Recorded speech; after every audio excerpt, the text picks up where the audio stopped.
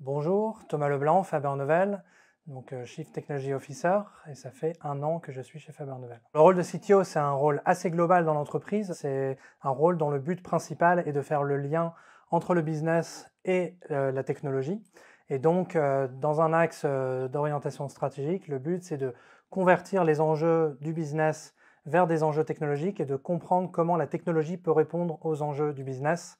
Dans une entreprise de conseil, ce rôle varie un petit peu puisqu'on a 3 intervenants.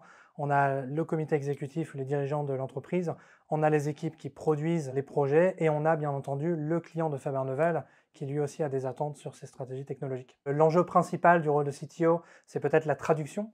Je parlais de business et de technologie. Il y a souvent un chasme entre ces deux prismes de vue du fonctionnement d'une entreprise, les équipes qui travaillent d'un côté et de l'autre. Et donc, en tant que CTO, on est souvent dans un enjeu de traduire les enjeux financiers ou stratégiques pour les équipes qui vont travailler sur la technologie et au contraire faire comprendre comment des choix technologiques peuvent avoir un impact ou un effet sur la stratégie financière ou business de l'entreprise. Cet enjeu de traduction, il va se décliner sur les 3 axes principaux du job de CTO, qui sont l'axe opérationnel, donc aller produire des projets technologiques de manière efficace, être en réponse aux besoins des clients. Le deuxième aspect, c'est l'aspect innovation. Souvent en français, un CTO, on appelle ça un directeur des nouvelles technologies.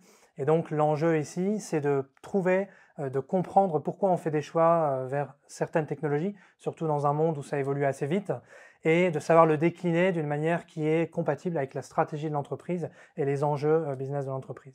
Et le troisième axe, c'est bien sûr sur la culture. Il faut savoir mettre en place dans une entreprise comme Faber Novel qui a un éventail de compétences assez large, mettre en avant et faire fonctionner et collaborer ces compétences technologiques avec le reste de l'entreprise pour encore une fois être efficace. Les challenges, c'est monnaie courante chez Faber Novel. On a construit beaucoup de solutions assez compliquées.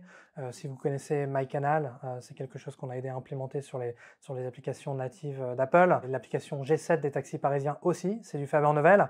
Donc on a l'habitude des projets assez importants à grande échelle dans le domaine de la défense, de la finance, etc. Le vrai gros challenge, c'est pas forcément un challenge technique par nature, mais c'est plutôt ce qu'on appelle le zoomisme chez Faber Novel. C'est cette capacité à voir un projet dans son ensemble, à comprendre son contexte, à savoir prendre du recul et bien comprendre quels sont les enjeux principaux, et ensuite à savoir replonger dans le détail, à savoir tacler une partie du projet peut-être de manière plus réactive, de manière plus rapide, et peut-être de manière moins détaillée ou moins attentive aux détails pour être efficace, et ensuite savoir relever les futurs enjeux du projet.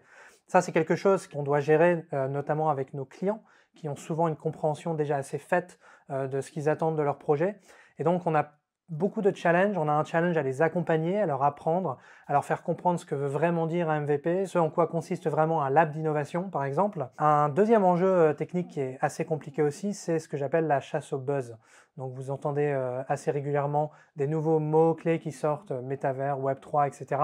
sont des choses qui sont assez fréquentes. On a ça régulièrement aussi autour des langages de développement. Il y a des petites guerres de chapelle, les gens préfèrent un langage qui vient de sortir, etc.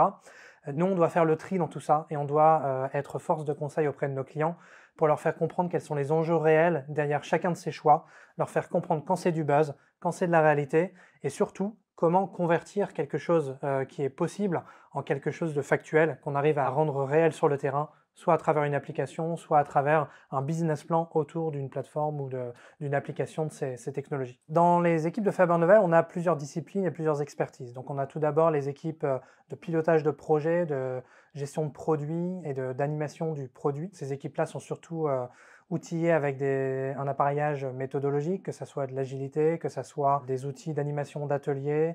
On utilise aussi bien sûr Miro et d'autres outils similaires.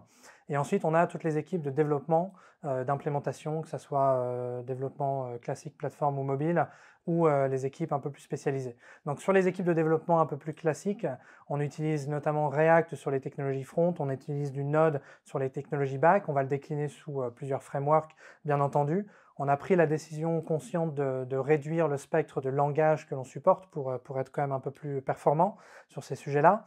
En développement mobile, on utilise bien sûr le développement natif autour du Swift et du Kotlin. On fait du KMM aussi.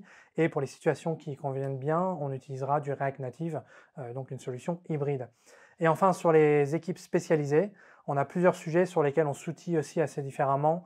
Sur la blockchain, on va travailler le LIGO, on va travailler le SmartPy et Solidity par exemple. Sur des technologies d'immersion, donc tout ce qui est réalité augmentée, réalité virtuelle, on va travailler avec ARKit sur les technos Apple.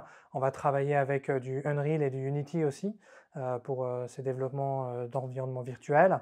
En DevOps, on va travailler sur tout ce qui est la chaîne de conteneurisation des applicatifs, donc Kubernetes, Docker, CI/CD avec du Git, du GitLab et tout ce qui peut se mettre autour, avec les méthodologies aussi de travail de CI/CD, que ce soit GitOps ou d'autres.